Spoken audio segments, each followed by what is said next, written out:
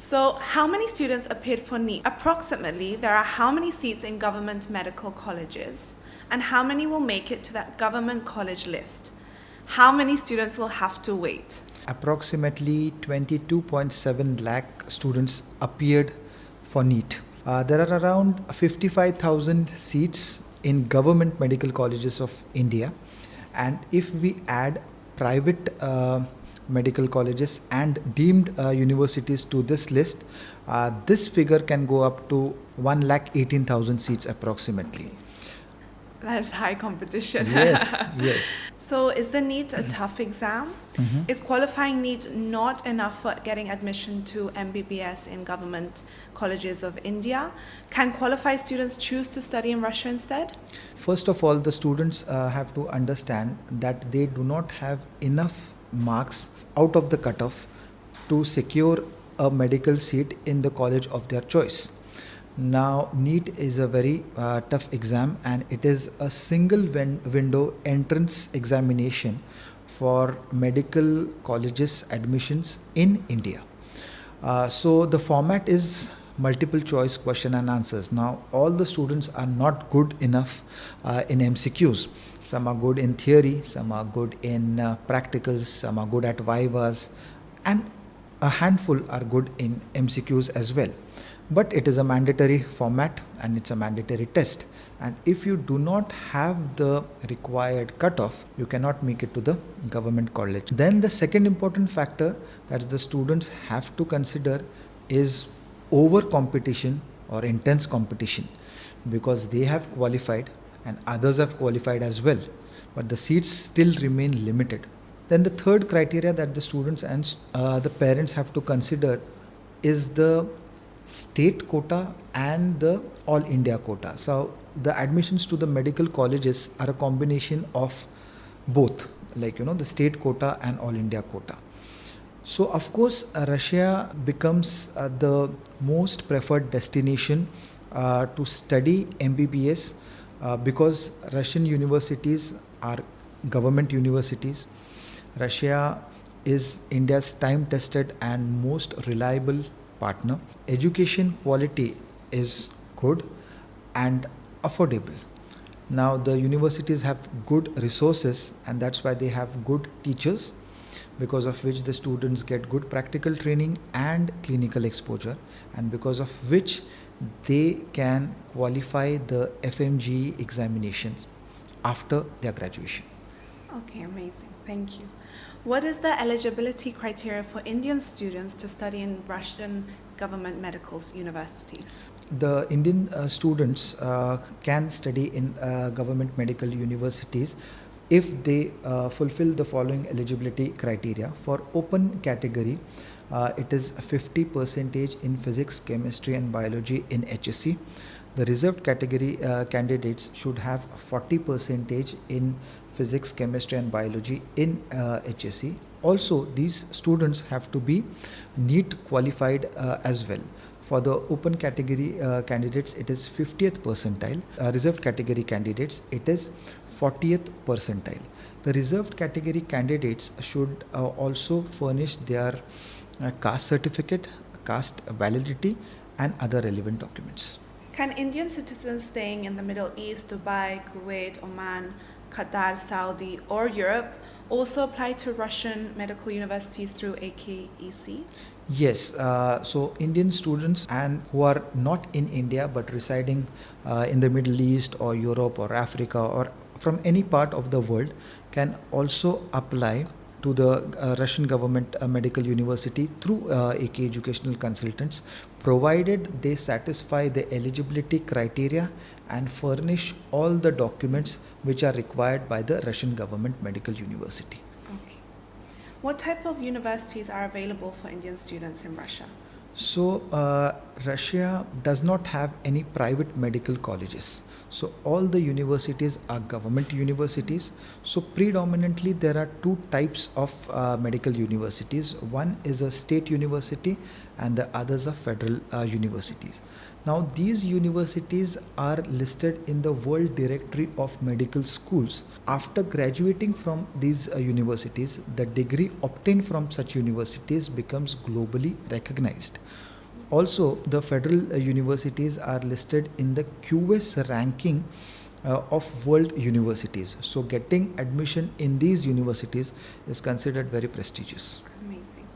Why websites of government Russian medical universities are very important for students, and in which language should the official sites be in? A website of a Russian government medical university is very important for its international students. Russian government medical university's website is usually in Russian language, and it should also be in international language, which is English. But the students and parents have to be careful before browsing to check the authenticity of the website, whether it's an authentic website or is it a cloned website, is it a fake website.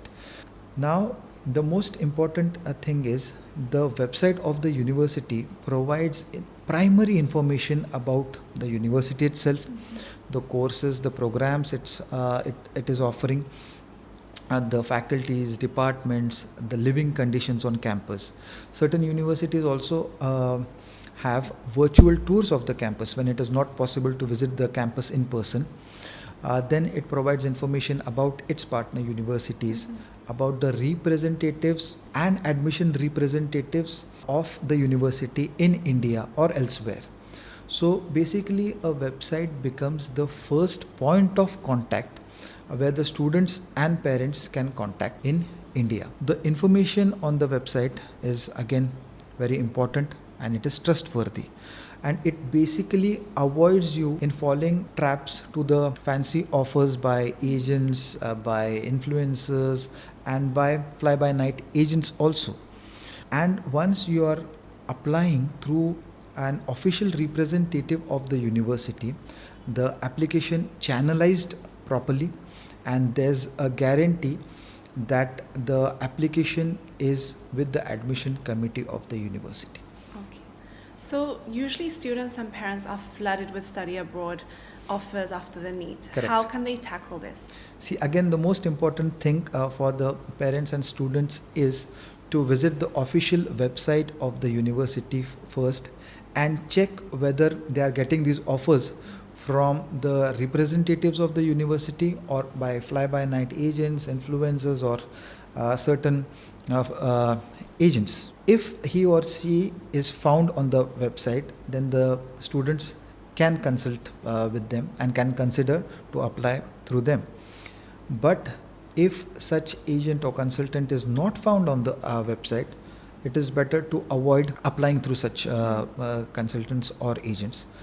Sometimes there can be certain doubts, so they can additionally ask for authorization letters or also certain photographs with the current administration of the university.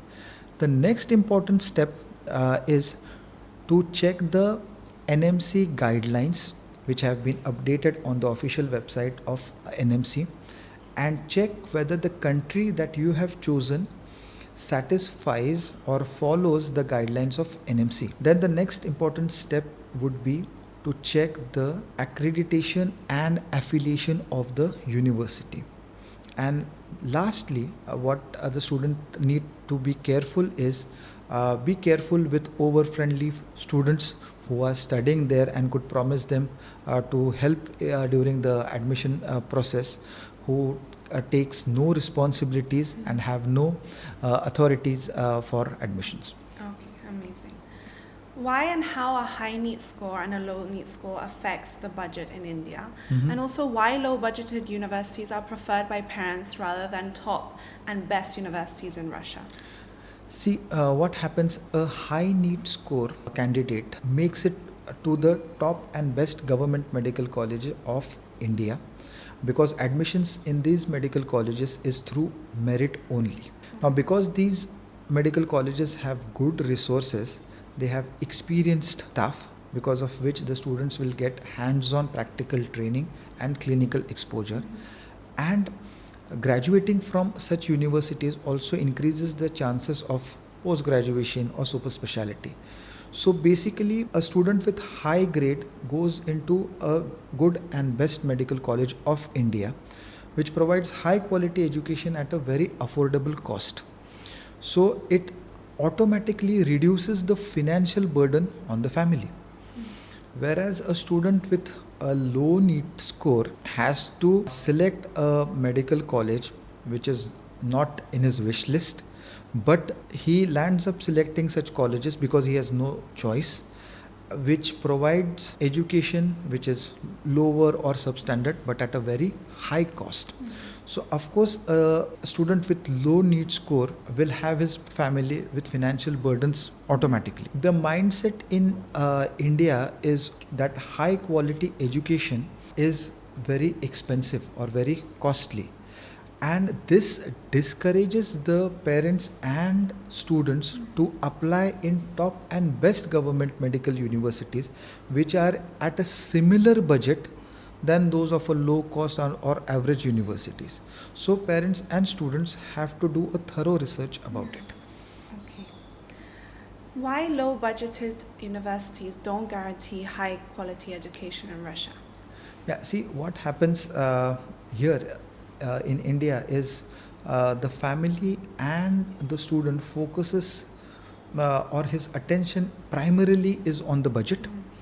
Then comes food, then comes accommodation, then comes safety and security, and then is the quality of education. So this is very unfortunate, but a low cost university will never guarantee high quality education because the university doesn't have enough resources, and that is why it will have inadequate facilities.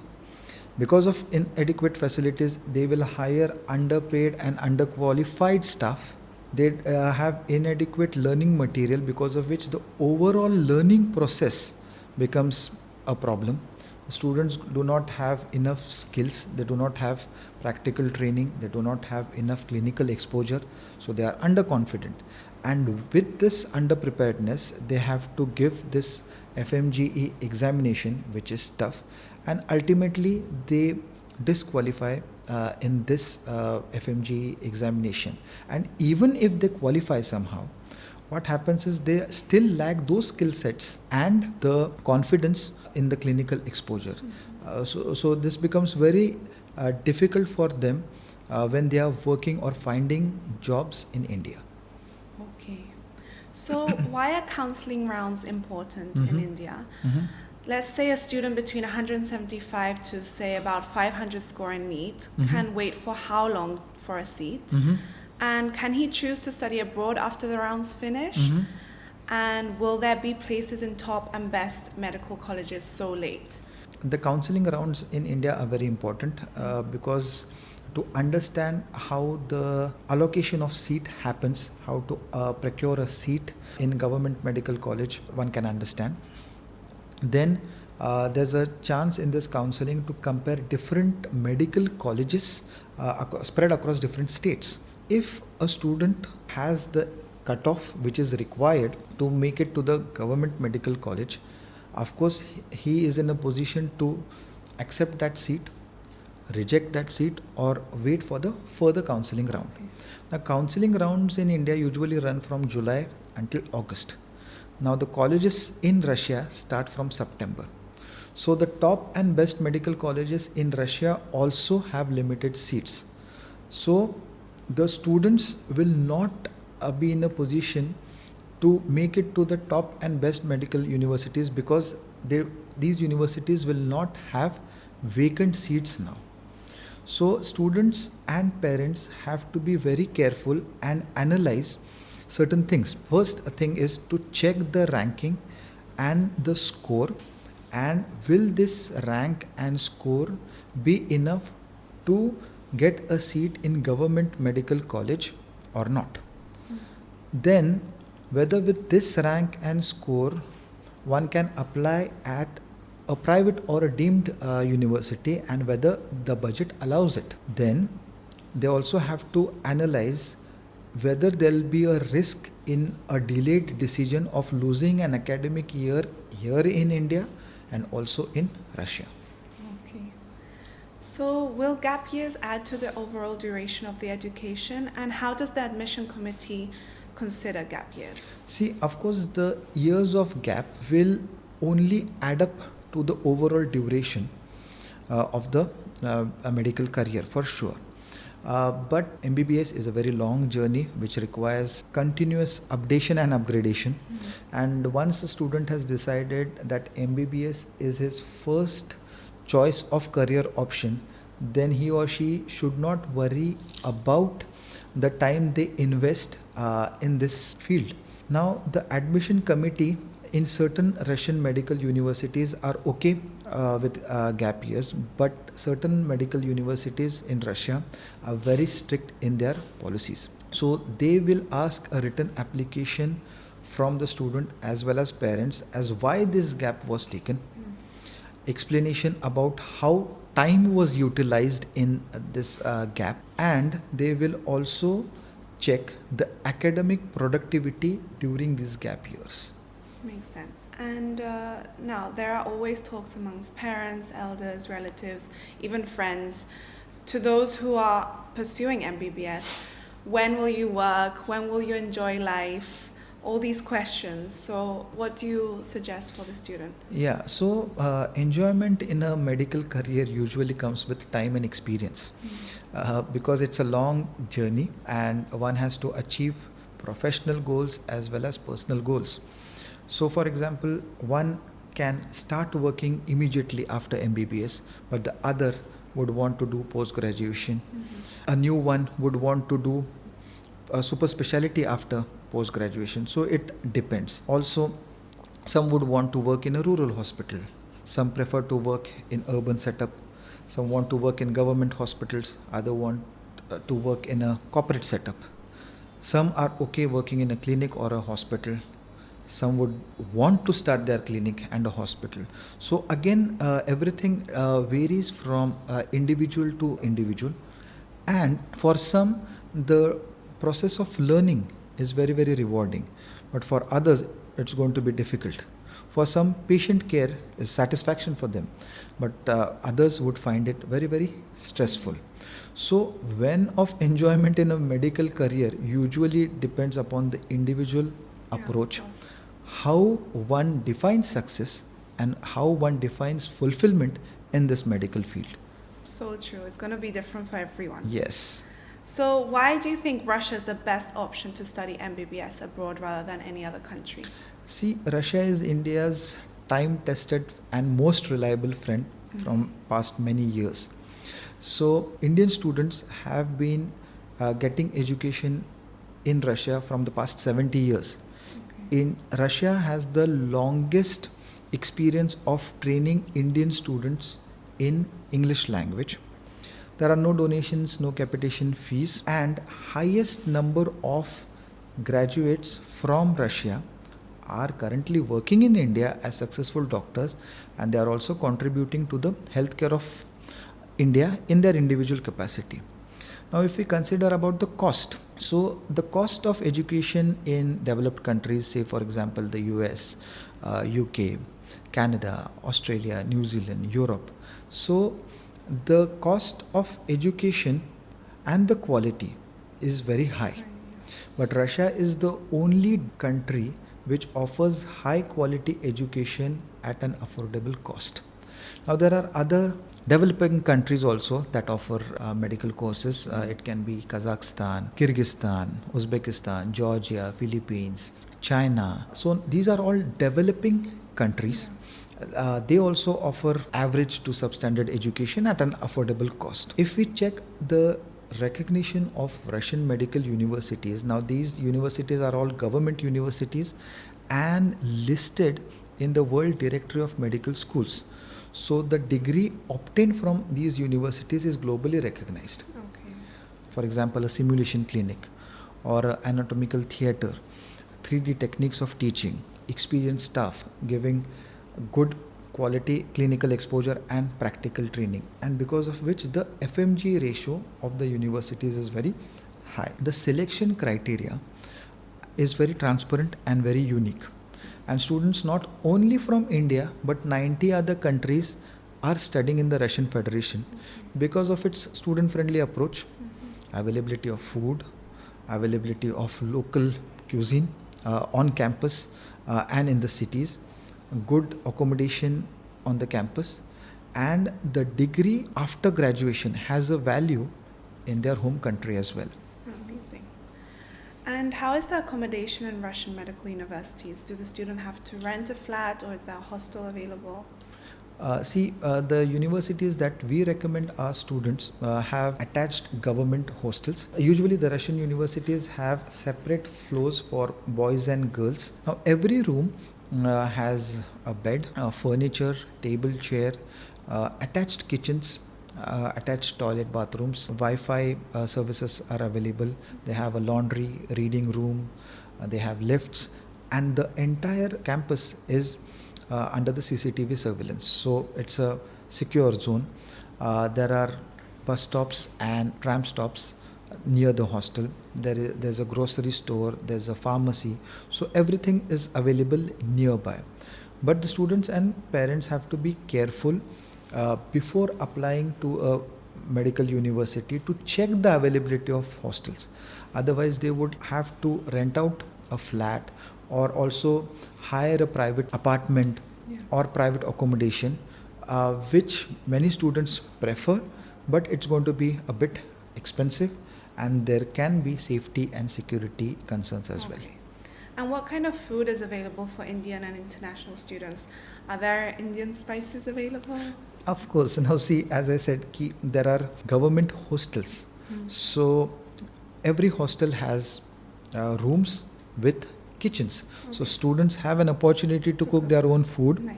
Then they have tiffin services. Then they have private mess options.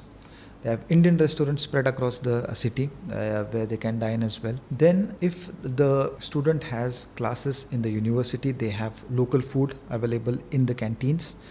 If students are having clinical rotations in hospitals or clinics, the canteens would have local food. Now, of course, nowadays Indian spices are available everywhere. Yeah. That's so true. Yeah. When does the application process begin in Russia? So the application process in top and best government medical universities of Russia begin from May. Okay, amazing.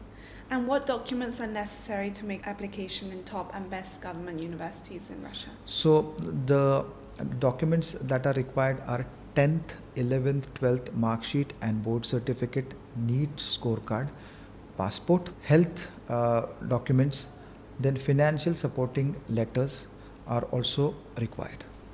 Okay. How is the admission procedure, and when does the Russian medical universities begin their curriculum? So once all the documents are submitted and the application is made to the university, the admission committee reviews the documents, and once the scrutiny process is done, and if it is positive, the university could then grant a seat to the student. Now, usually the Russian medical government universities begin their curriculum from September. Okay. And when are the exams conducted? So every academic year has 2 semesters. So the winter semester examination would be in January, after which they have a 2-week winter break, and the summer semester examination is in June, after which there are 2 months vacation. So July and August are vacation. So during these vacations, the student can opt to stay in their hostels in campus, or they can also come to India for vacations. Okay, amazing. And what is the average budget to study medicine in the top and best Russian medical universities? So the average budget to study in a top and best government medical university of Russia could be somewhere from 1.5 to 2.5 lakhs per semester, depending upon the category and ranking of the city. Also, the ranking of the university matters the most. Makes sense. And can students reserve or block their seat in these universities and then later decide if they want to travel to Russia or not? And what risks does it involve? See, basically what happens is the counseling rounds in India start from July until August, and the Russian medical universities begin their curriculum from September. So the time that the students would require for their mental preparation is very, very crucial. And if you are underprepared or not prepared, to adapt there could be very challenging. So the students and parents have to analyze the delay in their decision making before even applying to the university, and they also have to analyze whether there is a risk of losing an academic year because of this delayed decision here in India as well as in Russia. Okay. And why do you think parents are reluctant to send their children to study abroad? And how can AKEC help them with this? See, parents are basically reluctant for a number of things. Maybe it is concerns about the budget. For some, it is safety and security. For some, it is food. For some, it is accommodation. For some, it could be health-related issues. Also, there are reservations about the quality of education, clinical exposure, practical training, and the scope after graduation also matters for parents. So of course the parents and students can get in touch with our counselors, who would be very happy to assist them, because they make an comfortable environment for discussion. Now AKEC is an authorized representative of Russian government medical university, so they would be offering them universities with good quality education only. All our parents are involved in every step, right from application until the student is going to Russia. So in all the steps, students and parents get a chance to interact with our alumni. Is MBBS a really difficult course, Dr. Amit? Yes, MBBS is a very, very difficult course, both physically and mentally, because it is very vast and demanding. We have classes, lectures, assignments, projects, examinations, and everything requires preparation, consistent efforts, and a good balancing of time, sleep, studies is important. So the difficulty level also depends upon student habits and the level of motivation. It also depends on the environment and atmosphere in the university or the medical college also. So what are your top tips for students to navigate through MBBS in Russia? See, first the student has to develop effective study habits. For example, prioritize the tasks and do the tasks today. Do not keep it for tomorrow or for later. Then they have to be in constant touch with their mentors, with their teachers, and our AKEC support team on campus. Then self-care is very important.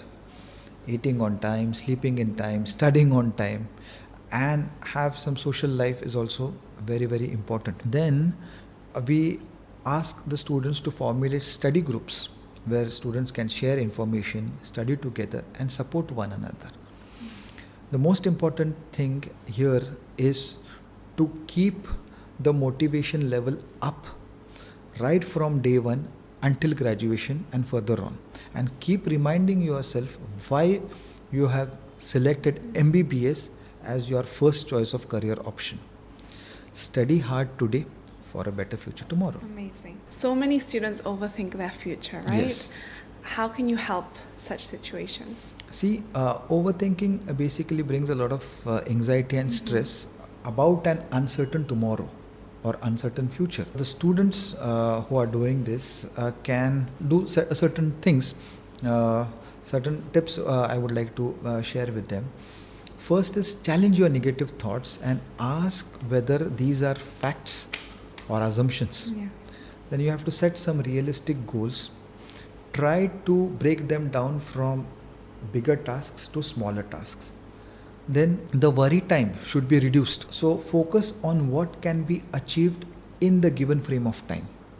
Then relaxing techniques like listening to music, singing, dancing, some social activities are important. Exercise, sports are very important. And the most important thing that these students can do is accept uncertainty, because not all the outcomes are under your control. Of course. Why ranking of a medical college in India matters? Are there any parameters to compare different Indian universities? And is ranking of Russian medical college equally important? Yeah, so now ranking of a medical college in India is very, very important. to study in a top and best medical college in India is considered very prestigious because admission to these medical colleges is based solely on merit. Yeah. So these universities have good resources, they have experienced faculty, they give a good practical training, clinical exposure, because of which the future prospects for post-graduation and super specialty increase. So the parameters are teaching, learning, resources, graduation and alumni outcome. A similar ranking of top and best medical colleges happens even in Russia, based upon the location of the university, quality of experienced staff, the graduation ratio of a university, and first attempt FMGE passing ratio of the university. Okay. And what are practical skills? So practical skills are those basically which bridge the gap between theoretical knowledge. A student without practical skills is more likely to rely on his or her theoretical knowledge, and they consider they know everything, but when they are asked to do or perform, they are not able to do it. Yeah. So a student has to be practically trained, because then he or she can apply that theoretical knowledge in real time application. So he and she can then understand the situations and nuances. It increases skills and gives them a boost in their confidence, and basically it gives them a good experience in problem solving. Yeah. And what is clinical exposure? So clinical exposure basically reduces or bridges the gap between theoretical knowledge and practical skills. Okay. So it helps you take more professional and ethical decisions, which are very, very important for patient care. So it can be clinical skills, it can be teamwork, it can be collaborative skills, it can be communication skills. It enhances and boosts your confidence, gives you experience, and clinical exposure helps you understand the challenges in this field. It also gives you the responsibilities that you have in this field. So basically clinical exposure is also bridging the gap between education and employment. Amazing. What is the FMGE exam? Yeah. So FMGE exam is basically for those students who have studied medicine outside Indian universities, in foreign medical universities, and those who want to come back to India and practice medicine in India. So it's basically MCQ pattern of examination, which is of 300 marks, and if a student gets 150 marks, which is 50%, he or she is considered qualified and can get a license to work in India. Okay. It is known that the FMGE is a tough exam. Who is it most difficult for, would you say? See, it is most difficult for those students who have studied in foreign universities outside India, which offer low to substandard quality of education, which has different curricula, which has no practical training, which has no clinical exposure in comparison to the quality of medical education in India. What is the graduation ratio and what is FMGE first attempt passing ratio of universities? Why does that matter? See, graduation ratio is basically how many Indian students were admitted in the first year of medical university and how many Indian students graduated from the same university is called as the graduation ratio of the university. And university with 80 and above percentage of graduation ratio is a very good indicator, but below 80 is a very poor indicator. Now similarly, FMGE first attempt ratio is very important. Now what is this FMGE first attempt passing ratio? So those students who have graduated and appeared for this FMGE examination, and how many of these appearing students could crack the examination in their first attempt is called as the first attempt FMGE passing ratio of that university. Okay. So usually this ratio is very, very important indicator, because from past many years the FMGE overall ratio of other countries is very poor, it is from around 20 to 23 percentage. That means 77 percentage of students fail this examination, and they have been studying in the choice of universities which they preferred and which are best according to them. Okay. And how does AKEC prepare its students for the FMGE in Russia? So we have given Indian books in the libraries to refer to our Indian students, and also the teachers are informed, and they also encourage the students to refer to Indian books because they have to appear for the FMGE examination after graduation. Then we conduct a lot of daily tests, weekly tests, monthly tests, mock tests, grand tests, because of which they get a thorough practice during the entire tenure of MBBS, and it becomes easy for them to give this examination later.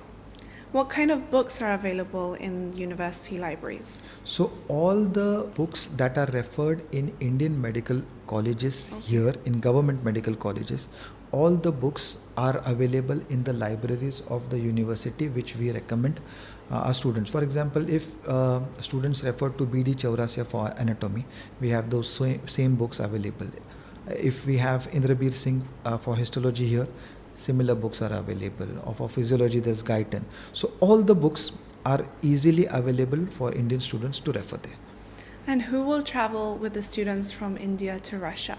So usually I travel with the batch of students, and if it is not possible for me to travel, then someone from the traveling team accompanies the students. Basically, our students do not travel anywhere alone to Russia. Yeah. Okay, good.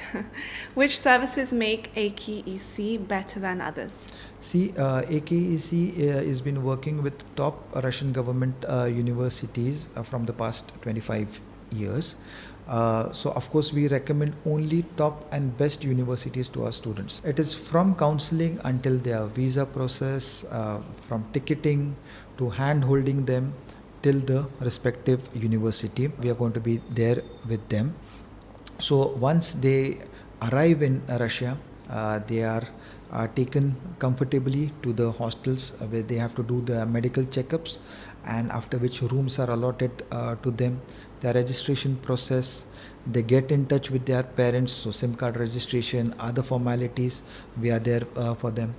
The grocery shopping happens. Then we have this city tour where we take them to different places, show them the transportation routes which are available in the city. Then we have a campus tour as well, where we show all the faculties, departments, and they basically interact with the teachers there.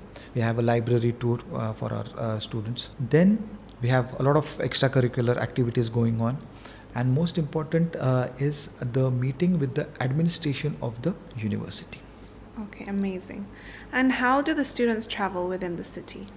So the public transport in Russia is quite well developed. There are buses, trolley buses, trams, metros. So we get a student pass. It's called a city pass. So the students can select which mode of transportation is convenient for them. Amazing. What is the white coat ceremony? Yeah, so white coat ceremony happens usually on the campus. So basically the students are given white aprons, then the name badges, and even stethoscope. So it is done for all the AKEC students on campus and who are the new entrants, new to the campus. So the administration and our AKEC team welcomes the students in the medical faculty, where they pronounce also the Hippocratic Oath. Nice. Yeah.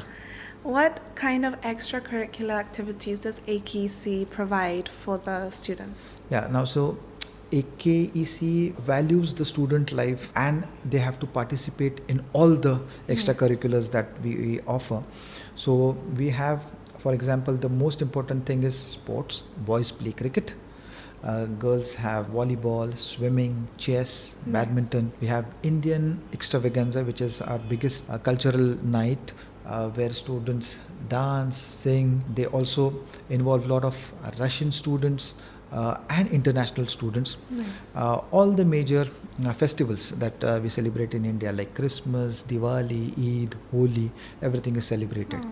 Now, the Indian food festival is quite popular there. The teachers, the locals, the administration also become a part of this food festival. And we also encourage, apart from these extracurricular activities, we also encourage them to participate in international conferences also. Nice. Amazing. Thank you so much for your time, Dr. Amit. Thank you. That was a great session. Thank you. Thank you. Thank you.